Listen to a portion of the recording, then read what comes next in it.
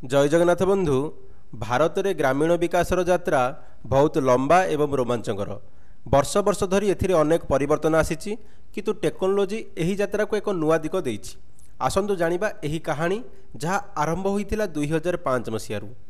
एही यात्रार आरंभ हैला 2005 मसीहारे, जेतेबेले महात्मा गांधी जातीय ग्रामीण निश्चित कर्म नियुक्ति योजना बा मनरेगा आरंभ हैला। यह एक जुगान्तकारी पदक्षेप थिला, जहार उद्देश्य थिला ग्रामीण लोकंकु काम जोगाई सेमानक जीविका को सुरक्षित करिबा।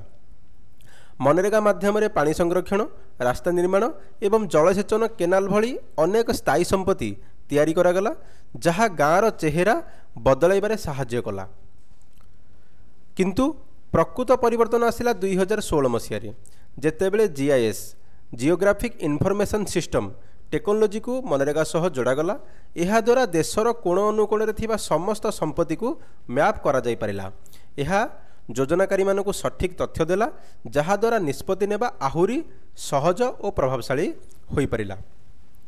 2021 मसीहारे एही जीआईएस आधारित योजना को पायलट प्रोजेक्ट भावे ग्राम पंचायत स्तर में आरंभ करागला। यार सफलता एते अधिका थिला जे 2022 सुधा देशर 2,56,000 ग्राम पंचायत एही टेक्नोलोजी को अपनाई नेथिले। यह थिला एक बड़ धरणर ग्रामीण रूपांतरण। एही यात्रार सबुठु गुरुत्वपूर्ण पदक्षेप थिला 2024 मसीहारे युक्तधारा पोर्टालर शुभारंभ। इसरो एनआरएसी सहयोगरे तैयारी होइथिबा एही पोर्टाल एक समन्वित प्लाटफर्म। पूर्वर जेउठी अनेक अलग अलग टूल व्यवहार करने को पड़ूला, एवं युक्तधारा से सब को गोटे स्थान में आनी देछि, जहा द्वारा योजना प्रस्तुति आहुरी सहज, शीघ्र एवं अधिक कुशल हो पारिछि। युक्तधारा अलग अलग तथ्य को गोटे पजल भली जोड़ी दिए, जहा द्वारा संबलर सठिक व्यवहार हो पारे एवं एक स्थायी ग्रामीण विकास संभव हो पारे। जमितिक 2005 मसीह मनरेगा आरंभ करागला, 2016 रे जीआईएस रो प्रवेश हैला, 2021 रे जीआईएस आधारित पायलट योजना प्रस्तुत करागला, 2022 रे सारा देश रे यहाकू विस्तार करागला एवं 2024 रे युक्तधारा पोर्टाल रो शुभारंभ करागला।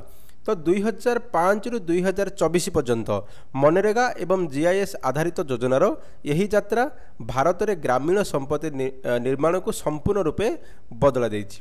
तो युक्तधारा केवल एक पोर्टाल नुहे, यह भविष्यत पई एक दृष्टिकोण, यह एक वैज्ञानिक पारदर्शी एवं कुशल ग्रामीण योजनार प्रतिश्रुति। धन्यवाद। Thank you for watching.